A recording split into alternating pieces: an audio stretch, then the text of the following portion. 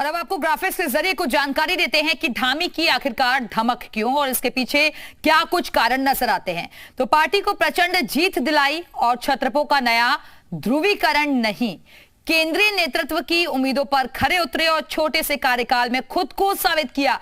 यह सबसे महत्वपूर्ण हो जाता है। लोकप्रिय व्यक्तित्व और लाजवाब कार्यशैली जिसी के बलबूते यहां पर जो ट्रेंड रहा था उत्तराखंड में, उस ट्रेंड को भी बदला और दोबारा से बीजेपी की सरकार बनी। ग्राफिक्स के जरिए आपको पूरी जानकारी दे रहे हैं। देखिए, ट्रॉली आई और उसके जरिए पूरी जानकारी। राज्य आंदोलन में सक्रिय रहे और कौन बनेगा मुख्यमंत्री, इसमें किन किन के नामों पर चर्चा चल रही है, तो वो भी आपको बता रहे हैं कि कौन कौन से वो दावेदार हैं।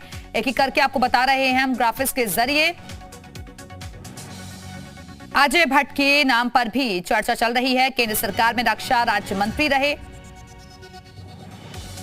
इसके साथ ही राज्य आंदोलन में भी उनकी भूमिका काफी सक्रिय थी। रमेश पोखरियाल निशंक, पूर्व मुख्यमंत्री उत्तराखंड, 2009 से 2011 तक उत्तराखंड के मुख्यमंत्री रहे। इसके साथ ही राम जन्मभूमि आंदोलन में भी इन्होंने सक्रिय भूमिका निभाई। इनका नाम भी चर्चाओं में चल रहा है। गढ़वाल क्षेत्र में इनकी अच्छी पकड़ मानी जाती है। 2019 में हरिद्वार से लोकसभा चुनाव जीते। अगला नाम आता है धामी की धमक क्यों, यही बार बार सवाल खड़ा हो रहा है। तो छत्रपों का नया ध्रुवीकरण नहीं, इसके साथ ही केंद्रीय नेतृत्व की उम्मीदों पर वो खरा उतरे, दोबारा से बीजेपी की सरकार बनी, छोटे से कार्यकाल में खुद को साबित किया।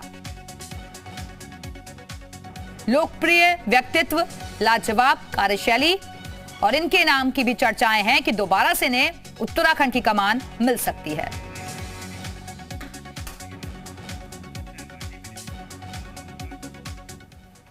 और मुख्यमंत्री के दावेदारों को लेकर मदन कौशिक का भी बड़ा बयान सामने आया है। अगले 2-3 दिन में फाइनल हो जाएगा सीएम का नाम, ये कह रहे हैं मदन कौशिक, और केंद्रीय नेतृत्व फाइनल करेगा नए मुख्यमंत्री का नाम।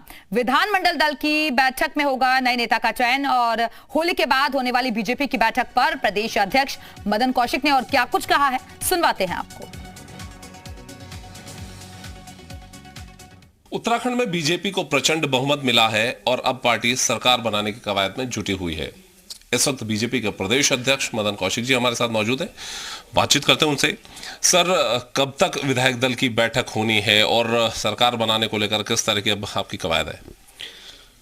होली के तुरंत बाद इस प्रक्रिया को हम तेजी से शुरू करेंगे, क्योंकि इसमें 2 तरह की व्यवस्थाएं करनी होती है। एक विधायकों की शपथ होती है, प्रोटेम स्पीकर बनता है, वो एक अलग प्रक्रिया है। लेकिन पार्टी के स्तर पर विधायक दल की बैठक बुलाकर नेता का चयन करना, वो नेता फिर गवर्नर के पास जाकर दावा पेश करना, तो ये सब प्रक्रिया, फिर शपथ इत्यादि का होना, तो ये दोनों प्रक्रिया अभी चल रही हैं। लेकिन ये सारी प्रक्रिया होली के बाद ही संभव हो पाएंगी, तो अभी आप इंतजार करिए 2-3 दिन और। सर, एक बड़ा मिथक उत्तराखंड में टूटा, भाजपा फिर से वापस लौटी सत्ता में, लेकिन एक मिथक अभी भी रह गया है। बड़ी चर्चाएं चल रही कि अब कौन चेहरा होगा। पहले तो ये जो मिथक टूटा है, इसके लिए मैं प्रदेश की जनता को नमन करता हूँ कि आपने मोदी जी पर जो विश्वास व्यक्त किया। हम पहले कह रहे थे कि प्रदेश की जनता का मोदी जी पर बड़ा विश्वास, वो विश्वास आपको 10 तारीख को नजर आया। तो मैं समझता हूँ कि एक बहुत अच्छा रिजल्ट उत्तराखंड में रहा। वो मिथक टूटा है और उस मिथक के टूटने के बाद, और मिथक खाली टूटा ही नहीं, एक प्रचंड बहुमत मिला है।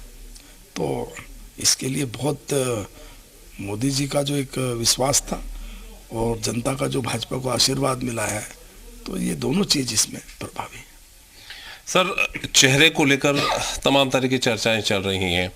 विधायकों में से कोई चेहरा होगा या फिर कोई चेहरा बाहर से वो चेहरा लाया जाएगा, या फिर जिस तरीके से अभी ये भी चर्चाएं चल रही हैं क्योंकि मुख्यमंत्री खुद चुनाव हारे हैं अपनी सीट से, क्या उनको रिपीट किया जाएगा? ये तमाम सारी चर्चाएं हैं। देखिए, अभी बीजेपी में इस तरह की कोई चर्चा नहीं है।